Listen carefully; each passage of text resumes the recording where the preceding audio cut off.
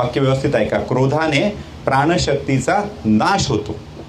जगामध्ये जेवढे प्रॉब्लेम आहेत ते सगळे रागातून आहेत. सगळे रागातून आहेत. आपल्या सुद्धा अपेक्षा पूर्ण झाल्या नाही की आपल्याला राग येतो.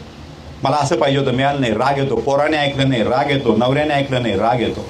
रागाची मानसशास्त्रीय व्याख्या काय माहिती आहे? शोधली आहे का कधी कोणी? What is अँगर? रागाची व्याख्या ऐका. दुसऱ्याने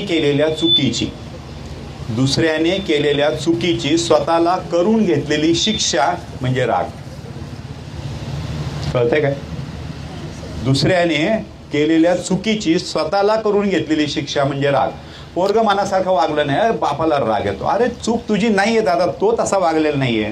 बायकोला राग येतो, नवऱ्याने मनासारखं केलं नाही. ठीक आहे, त्यांनी केलं, तू कशाला राग करून घेतेय? आणि राग आला तर हात कोणाचं बंद पडणार आहे? तुझं का त्याचं? तुझं पडणार आहे.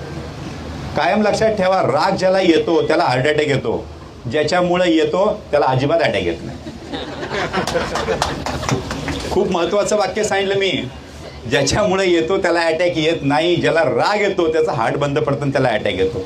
मग असं जर असेल तर आपण रागवणं हे शहाणपणाचं लक्षण आहे का मूर्खपणाचं लक्षण आहे? त्यामुळे रागवायचं नाही. प्रत्येक गोष्ट शांतपणे सांगायची. आणि कुठली परिस्थिती जर रागावर नियंत्रित करायची असेल ना तर 30 सेकंड फक्त स्वतःला शांत ठेवायचं.